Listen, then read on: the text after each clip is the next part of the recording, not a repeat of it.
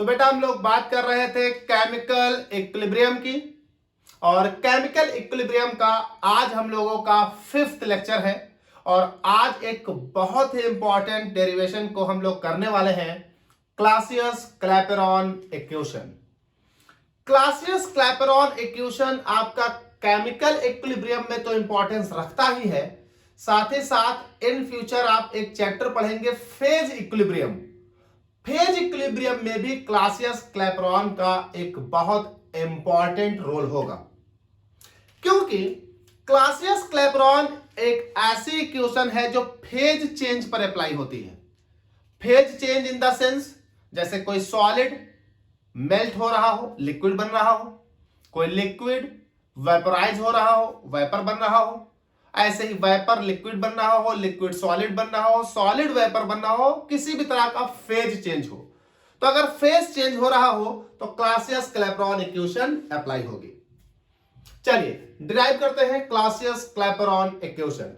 तो कहा गया कि जब आप किसी भी सिस्टम में फेज चेंज करेंगे तो फेज चेंज करने के लिए आपको दो वेरिएबल लेने होते हैं। जैसे कोई सॉलिड है, सॉलिड को लिक्विड बनाना है तो आप उसे हीट करेंगे, टेंपरेचर चेंज करेंगे और साथ ही साथ उसका प्रेशर हटाएंगे। प्रेशर घटाइए, टेंपरेचर बढ़ाइए। मान लीजिए वेपर है, वेपर को लिक्विड बनाना है तो डेटा टेंपरेचर घटाइए, प्रेशर बढ़ाइए। तो आपको प्रेशर और टेंपरेचर वेरी करना पड़ेगा फेज चेंज करने के लिए। और जैसे ही आप टेंपरेचर और प्रेशर वेरी करते हैं आपके सिस्टम की फ्री एनर्जी में चेंज आता है। कितना चेंज आता है डिराइव कराया जा चुका है थर्मोडायनेमिक्स 3 में, लिखूंगा भी मैं इक्वेशन के द्वारा। तो कहा गया the variation of free energy with temperature and pressure is given by the equation. तो यहीं से डेरिवेशन शुरू होता है। तो कहा गया the variation in free energy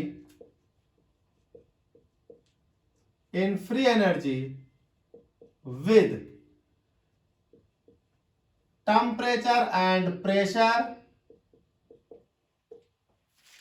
is given by the equation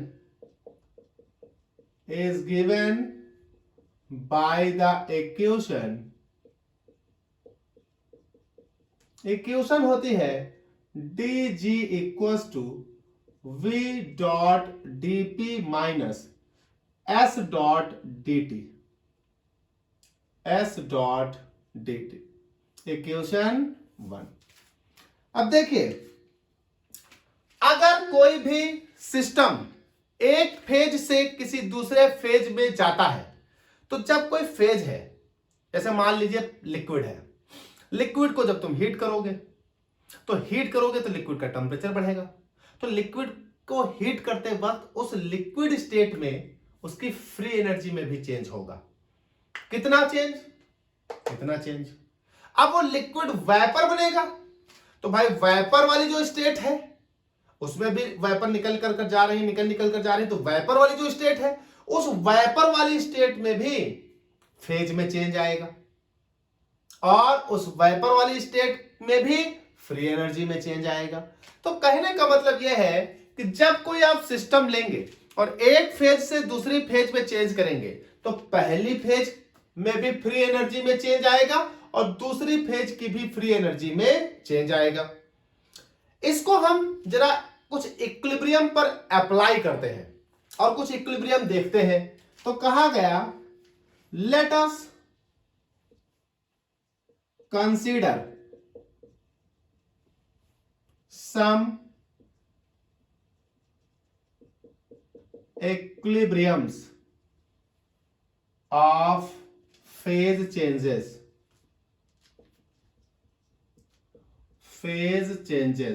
देखिए, मान लीजिए मेरे पास सॉलिड है, कन्वर्ट कर रहा हूं किसमें? लिक्विड में। फिनोमिना क्या कहलाएगी? मेल्टिंग। मान लीजिए मेरे पास सॉलिड है, कन्वर्ट कर रहा हूं मैं डायरेक्ट वेपर में। फिनोमिना क्या कहलाएगी? सब्लिमेशन। मान लीजिए मेरे पास लिक्विड है, मैं कन्वर्ट कर रहा हूं किसमें? वेपर में। फिनोमिना क्या कहलाएगी? वेपोराइजेशन। तो इस तरह से कई तरह के फेज चेंजेस हो सकती है। तो आप देख रहे हो इन फेज चेंजेस में एक कोई भी फेज किसी दूसरे फेज में बदल रही है। तो हम एक जनरल इक्वेशन ड्राइव करते हैं, तो इसको हम इन जनरल फॉर्म लिखें। In general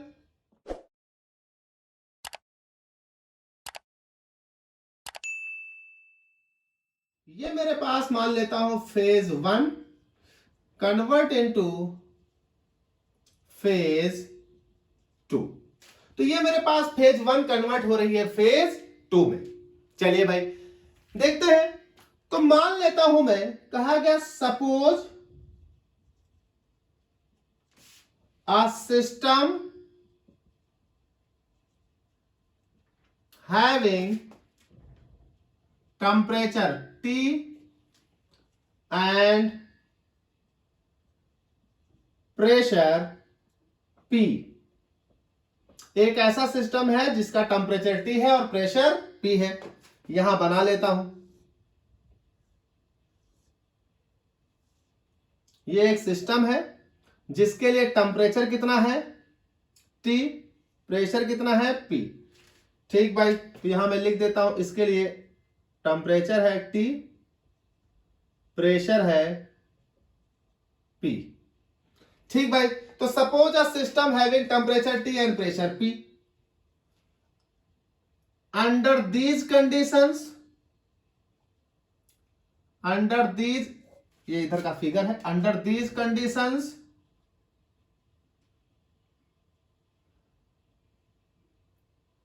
suppose G1 is the free energy of phase 1। कह रहे हैं इस कंडीशन में G1 फेज 1 की फ्री एनर्जी है। तो मान लीजिए ये हुआ आपके पास फेज 1। मैं आपको फिगर में भी समझाना चाहता हूं। ये इसकी फ्री एनर्जी हो गई G1 and G2 is the free energy of phase 2।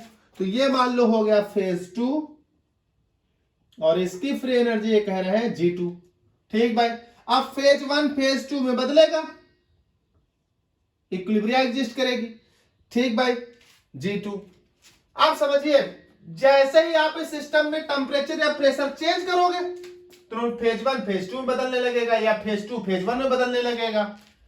तो कहा गया if the temperature of the system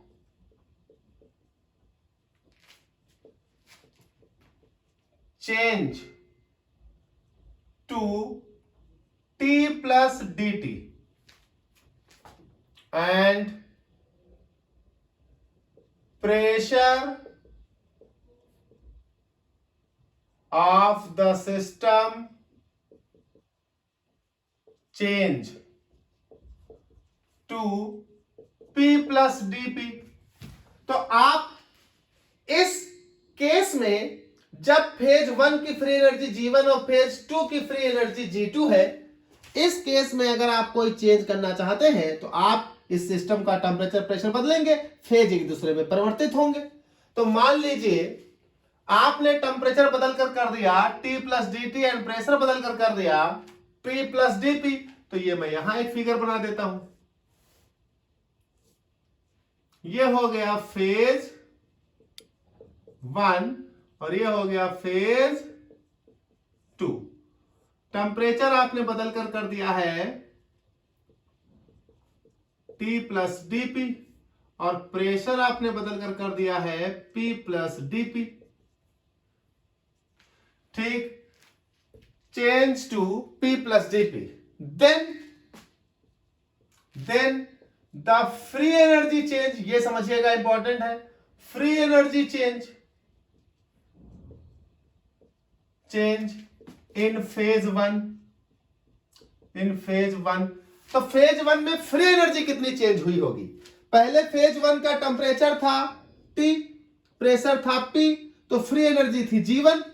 अब आपने चेंज करके कर दिया है temperature T plus D T, P plus D P, तो अब फ्री एनर्जी क्या हो गई होगी? तो कहा गया the free energy change in phase 1 and phase 2 will be, मान लीजिए हो गया dg1 एंड dg2।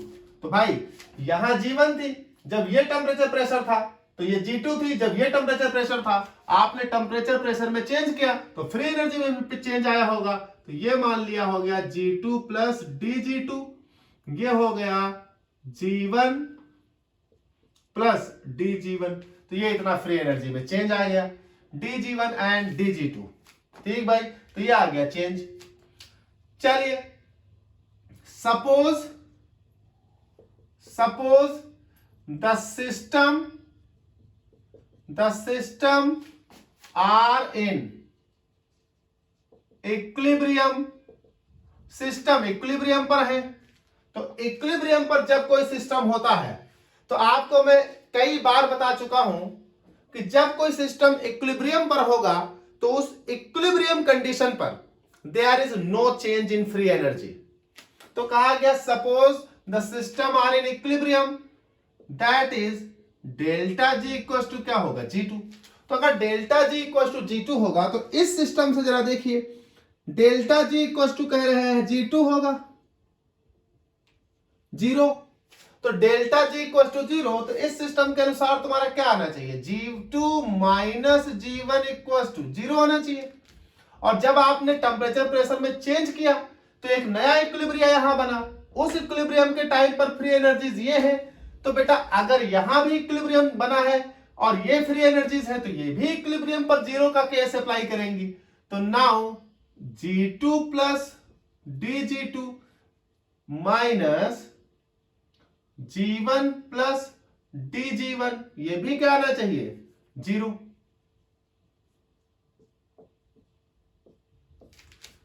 तो देखिए इक्विलिब्रियम पर जब कोई केस होता है तो इक्विलिब्रियम पर फ्री एनर्जी चेंज 0 होता है। तो कहा गया कि ये हमारा सिस्टम था T और P पर, और वो सिस्टम है T और P से थोड़ा प्रेशर कम ज्यादा। तो एक ये सिस्टम हुआ, एक ये सिस्टम हुआ, इसको आपने इसमें चेंज किया है with change in the temperature and pressure. अच्छा मान लेते हैं कि सिस्टम हमारे पास इक्विलिब्रियम पर है, तो पहले केस में अगर हमारा सिस्टम इक्विलिब्रियम पर है, that means delta G equal to 0 apply on this condition. तो इस कंडीशन में डेल्टा जी इक्वल टू 0 तब होगा मतलब G2 इक्वल टू G1 के हो।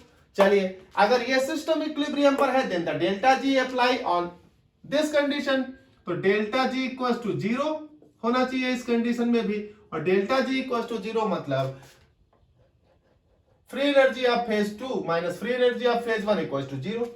तो इन दोनों को जरा कंपेयर करिए, कोई इक्वेशन बनेगी? नहीं बन रही है अभी। तो इन दोनों को जरा आप कंपेयर करिए, इसे बनाइए 2, इसे बनाइए 3। ऑन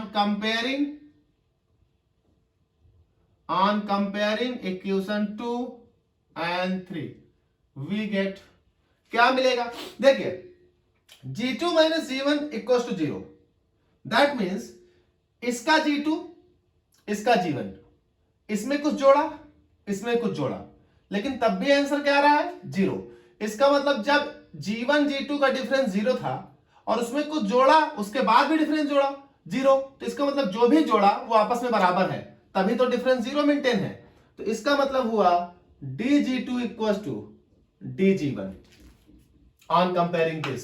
इसे बनाइए इक्वेशन 3। चलिए dg2 dg1 की करस्पॉन्डिंग वैल्यूज हम इक्वेशन 1 से ले लेंगे। तो dg इक्वल टू दिस, तो इन दोनों की वैल्यू हमको इक्वेशन 1 से मिल जाएगी। Now from equation 1 and 3 we get क्या? V2dp minus S2dp equals to V1dp minus S1dp dt। ठीक भाई, हम चाहते हैं वॉल्यूम के टर्म एक तरफ आ जाए, एंट्रोपी के टर्म एक तरफ। तो ये हो जाएगा V2 dP minus V1 dP equals to S2 dP minus S1 dt। चलिए यहां कुछ देखिए कॉमन है, यहां पर भी देखिए कुछ कॉमन है, तो ये तुम्हारे पास आ जाएगा V2 माइनस V1, कॉमन क्या है dP इक्वल्स टू ये आ जाएगा S2 माइनस S1, कॉमन क्या है dt। मिटाता हूं इधर भाई,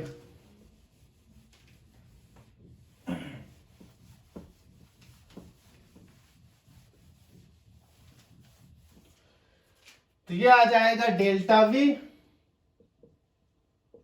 dP इक्वल्स टू उधर से आ जाएगा डेल्टा S dt।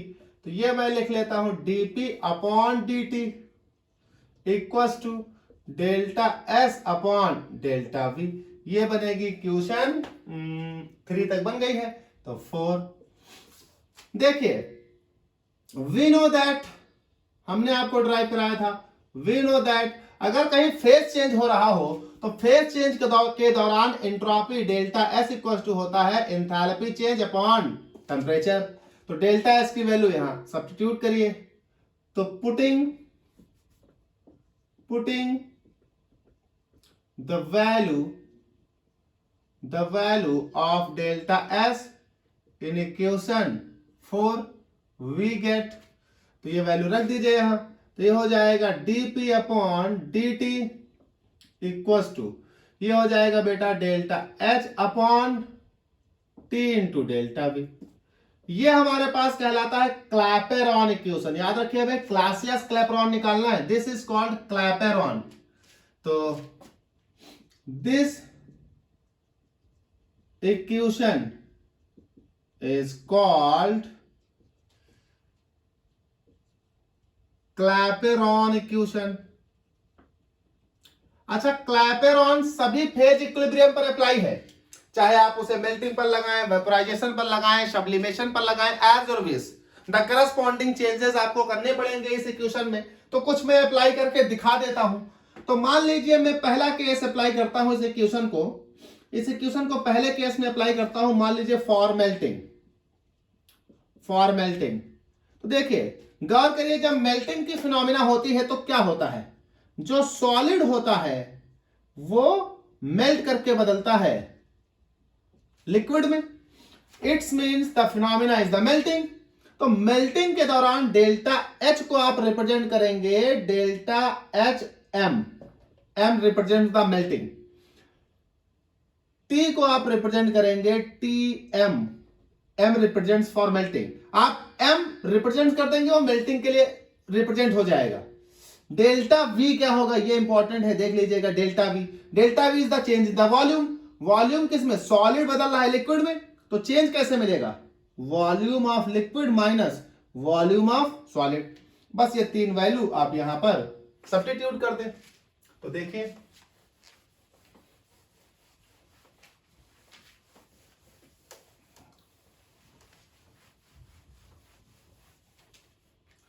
तो ये वैल्यू जहां आप इसमें सब्स्टिट्यूट करेंगे, नाउ द इक्वेशन 5 बिकम्स, तो ये क्या हो जाएगी आपके लिए, मेल्टिंग के लिए लिख जाएगी, होगी वही इक्वेशन dt इक्वल्स टू, तो delta H M upon T M, और ये हो जाएगा v of liquid minus v of solid. ये हो गई आपके मेल्टिंग के लिए। अच्छा, इसी तरह से मान लीजिए इसे किसी और चीज पर अप्लाई कर लीजिए, मान लीजिए सब्लिमेशन पर, मान लीजिए वेपोराइजेशन पर, तो हम दूसरे केस में चलिए इसको वेपोराइजेशन पर अप्लाई कर लेते हैं। तो फॉर वेपोराइजेशन, तो वेपोराइजेशन में क्या होता है बेटा, लिक्विड होता है, किसमें कन्वर्ट होता है, वेपर में। तो इस केस में डेल्टा एच टी और डेल्टा वी क्या लिखे जाएंगे, तो डेल्टा एच इक्वल टू लिखा जाएगा delta H of vaporisation, T लिखा जाएगा टी ऑफ बॉइलिंग पॉइंट, और डेल्टा वी लिखा जाएगा वॉल्यूम किसका भैया वेपर बनेगी तो वॉल्यूम ऑफ वेपर मतलब volume of gas minus volume of liquid, ये हो जाएगा। तो बेटा अप्लाई कर दीजिए इक्वेशन 5 पर। तो now equation 5 becomes, now equation 5 becomes, तो क्या हो जानी है, ये हो जानी है dp upon dt equals to delta H vaporization upon TB, ये हो जाएगा volume of gas minus volume of liquid, this. ठीक भाई, अब एक बात समझिएगा, आप इसे किसी भी फिनोमेना पर अप्लाई कर सकते हैं, for melting, for vaporization, for sublimation, as your wish. चलिए अब जरा एक बात समझिएगा, अगर वेपोराइजेशन की प्रोसेस है तो इसे थोड़ा आप आगे समझिएगा। वेपोराइजेशन की इस प्रोसेस है, इस इक्वेशन से ही हमें आगे अब क्लासियस क्लैपेरॉन इक्वेशन मिलने वाली है। देखिए volume of gas minus volume of liquid, आप जानते हैं कि गैस का वॉल्यूम बहुत बड़ा होता है as compare to the liquid. तो कहा गया कि since volume of gas is very very greater as compare to volume of liquid, so VL can be neglected, so VL can be neglected. Now the equation becomes,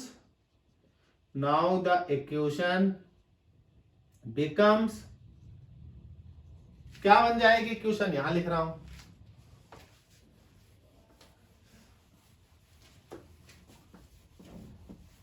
देखो तो आप इसे लिख सकते हैं dp upon dt equals to delta HV upon, ये हो जाएगा TB और ये हो जाएगा वॉल्यूम ऑफ गैस, दिस। हम इसे थोड़ा सिंप्लीफाई करके लिख देते हैं, तो we can be write this dp upon dt equals to delta H upon T of V।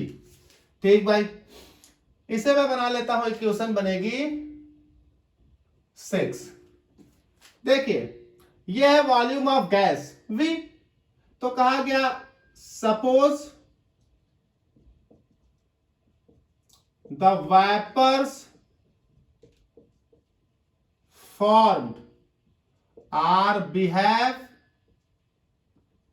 as an ideal gas,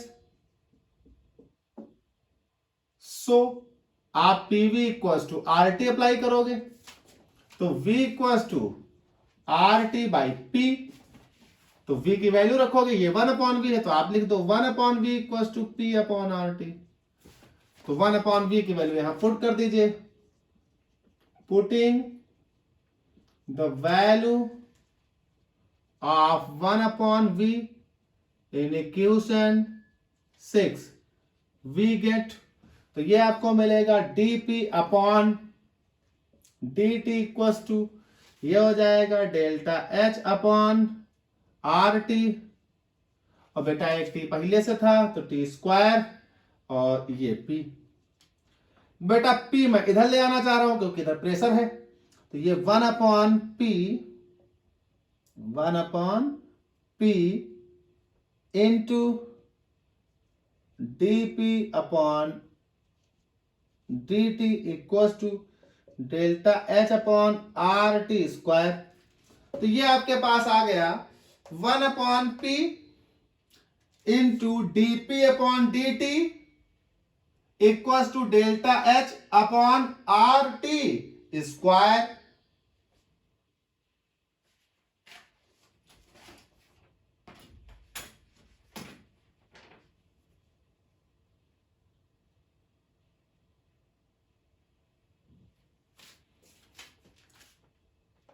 अब इसको जरा समझिएगा, this value is written as dlnp upon dt, this value is written as dlnp क्योंकि dp upon p हो गया dlnp, तो this value is written as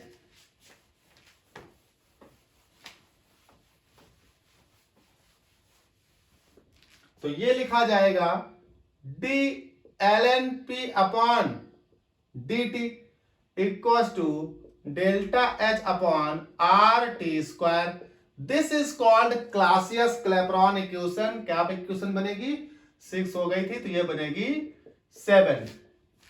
this equation is called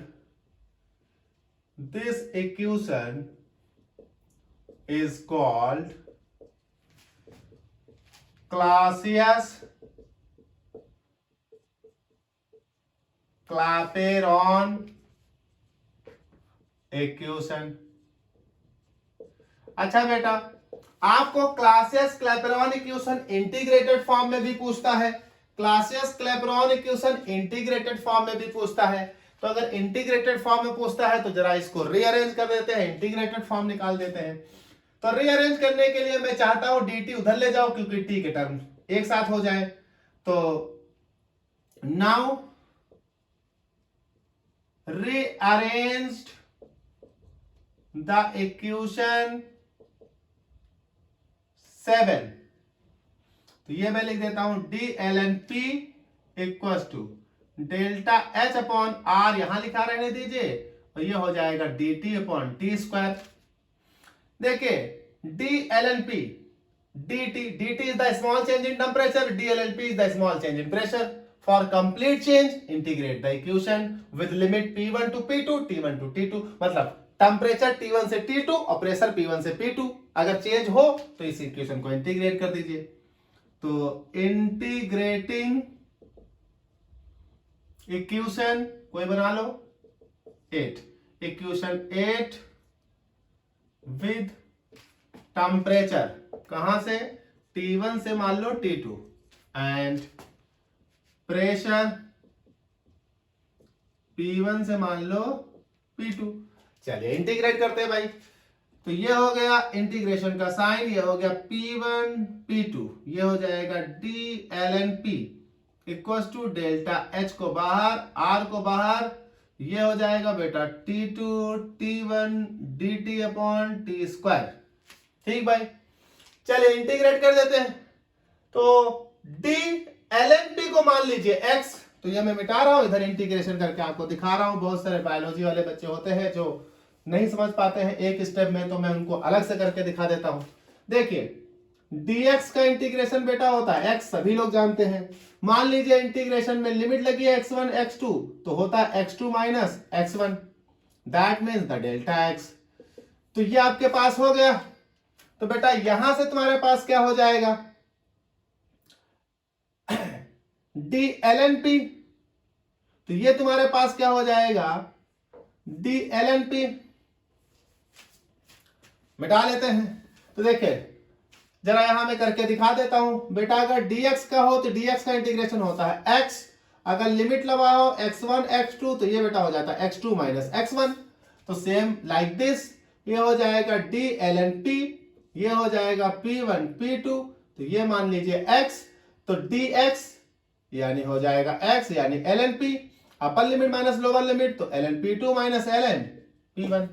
तो ये तो इंटीग्रेट होकर आ गया ln p2 minus ln p1 equals to delta h upon r। इधर से क्या आने वाला है, जरा इधर देखो, ये वाला केस, ये केस इस फॉर्मूले से लगेगा, x the power n dx का फॉर्मूला होता है, और ये होता है x the power n plus 1 upon n plus 1। अगर लिमिट लगी हो तो लिमिट आएगी x1 x2, ये लिमिट आएगी x2 x1। अब इसे खोल लोगे, upper limit minus lower limit, पहले से सॉल्व करेंगे फिर खोल लेंगे। तो जरा इसको कर लेते हैं। सर इसमें तो नीचे है, कोई दिक्कत नहीं, ऊपर चला जाएगा dt अपॉन टी स्क्वायर, ये t1 t2, इसे ऊपर ले जाओ, तो ये t2 ये t1, और ये हो जाएगा बेटा t the power minus 2 dt, ये x द पावर n बन गया। तो ये जरा सॉल्व करिए, तो t the power minus 2 plus 1 upon minus 2 plus 1। बेटा पहले इसको सॉल्व कर लेते हैं, फिर लिमिट लगा लेंगे। तो ये मेरे पास सॉल्व कर लीजिए, तो t the power minus 2 upon minus 1, नहीं t the power minus 1 upon minus 1, तो यह आ जाएगा minus 1 upon t, minus 1 upon t। अब ये लिमिट भी इस पर लगानी थी, t2 t1 this t2 t1, तो माइनस को बाहर रखो, लिमिट लगा दो t2 t1, तो ये हो जाएगा माइनस बाहर रखिए पहले, ये upon 1 upon t2 minus 1 upon t1। अब माइनस जरा अंदर ले लो, ये साइन बदल जाएंगे, तो यहां से क्या आएगा, माइनस जैसे अंदर ले जाओगे 1 अपॉन, ये माइनस का हो जाएगा ये प्लस का, तो 1 upon t1 minus 1 upon T2। ये समझना था तो ये आपको बता दिया मैंने। ये तुम्हारे पास आ जाएगा 1/T1 minus 1/T2। log m minus n का फॉर्मूला लगा दो, ये हो जाएगा ln P2/P1 equal to delta H/R। ये मेरे पास 1/T1 minus 1/T2। This is the Clausius-Clapeyron equation integrated form. ठीक भाई, ये क्लासियस-क्लैपेरॉन इक्वेशन इंटीग्रेटेड फॉर्म। अच्छा, अगर इस पर न्यूमेरिकल लगाना हो तो log बेस 10 बना दो। तो अगर इसे log बेस 10 बनाओगे तो ये हो जाएगा log बेस 10 P2/P1। जब log बेस 10 बनाओ तो log की वैल्यू के साथ 2.303 का मल्टीप्लाई कर दिया जाता है। इधर मल्टीप्लाई करोगे तो इधर डिवाइड कर दो, दोनों एक ही बातें हैं। तो delta H equal to 2.303 R, ये हो जाएगा 1/T1 minus 1/T2। So this is the integrated form of Clausius-Clapeyron equation. This is the Clausius-Clapeyron equation. This is the integrated form of Clausius-Clapeyron equation. तो ये आपके पास हो जाता है Clausius-Clapeyron equation। तो बेटा न्यूमेरिकल भी आते हैं इस पर, तो जरा इसको रफ करके एक न्यूमेरिकल लिखते हैं, न्यूमेरिकल लगा लेते हैं। बड़े आसान न्यूमेरिकल होते हैं, न्यूमेरिकल में भी कोई इश्यू नहीं है। तो न्यूमेरिकल लिख लेते हैं, लगा लेते हैं। तो चलिए भाई, हम लोगों ने एक न्यूमेरिकल लिख रखा है, इसको जरा पढ़ते हैं और लगा लेते हैं। बड़े आसान न्यूमेरिकल आते हैं आपके। कह रहा है water boils at 373 kelvin at 1 atm यानी atmospheric pressure. At what temperature will it boil when atmospheric pressure becomes 528 mm of Hg at same space station. कहा गया कि जब एक एटमॉस्फेरिक प्रेशर था तो वाटर को बॉईल करने के लिए 373 केल्विन टेम्परेचर की आवश्यकता पड़ती थी। अगर प्रेशर बदलकर 528 mm of Hg कर दिया जाए तो वाटर किस टेम्परेचर पर बॉईल होगा अगर सेम स्पेस स्टेशन मतलब सेम स्थान है तो। ठीक है भाई, तो देखिए जो गिवन है वो नोट कर लीजिए। देखिए R इसमें कहीं दिया नहीं तो सबसे पहले आप R ही नोट कर लीजिए। R होता है 8.314 joule kelvin inverse mole inverse. ठीक, ये गिवन लेटेंट हीट दी है, जरा इसको भी आप नोट कर लिए। डेल्टा HV दिया है वाटर के लिए 2.28 जूल किलो जूल पर ग्राम। अब एक टेम्परेचर दिया है T1 कितना दिया है तो 1 atm। फिर P1 दिया है बेटा, P1 कितना दिया है, टेम्परेचर दिया है 373 केल्विन और 1 atm दिया है प्रेशर। P2 भी दिया है, कितना दिया है तो P2 दिया है 528 mm Hg और निकालना क्या है, T2 निकालना है। अब जरा यहां गौर करिएगा, यूनिट्स का बड़ा हेरफेर है। ये देखिए joule kelvin inverse mole inverse में है और ये किलो जूल में, तो पहले जूल और जूल बनाओ और साथ ही साथ मोल का ग्राम में भी लफड़ा है, तो पहले आप इसे ग्राम से मोल बनाओ। देखिए बड़ा आसान है। वाटर के एक मोल में 18 ग्राम होते हैं, वाटर के एक मोल में 18 ग्राम होते हैं। 1 ग्राम की दी है तो 1 मोल का बनाने के लिए 18 से गुणा कर दो, 2.28 इंटू 18।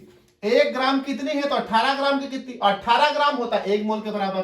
तो ये हो गया अब किलो जूल पर मोल। लेकिन अभी भी प्रॉब्लम है, ये जूल में है और ये किलो जूल पर मोल में है, ये जूल पर मोल में है। तो किलो जूल को जूल बनाओ तो फिर अब 1000 से गुणा कर दो, 2.28 गुणे 18 इंटू 1000। अब ये बन गया क्या, जूल मोल इनवर्स। ये आपकी सेम यूनिट हो गई। अब ये भी जूल में मोल में, ये भी जूल में मोल में, 2.28 इंटू 18 इंटू 1000। चलिए इधर आ जाओ, ये केल्विन नो प्रॉब्लम, ये एटीएम या mmHg, अभी यहां दिक्कत है, अलग अलग यूनिट है। तो 1 atm का मतलब होता है 760 mmHg। चलिए दोनों सेम यूनिट में हो गए। अब जरा निकाल लीजिए फॉर्मूला क्या होता है। फॉर्मूला होता है log base 10 P2/P1 equal to delta H vaporization के लिए तो V 2.303 R और ये होता है 1/T1 माइनस 1/T2। देखिए T1 T2, T2 दिया, T1 दिया, रख देना। डेल्टा एच बी दिया, रख देना वो वाली वैल्यू। आर दिया, रख देना। T1 दिया है, T2 निकल आएगा। सारी वैल्यू रखिए, गुणा भाग करिए, आपका आ गया आंसर।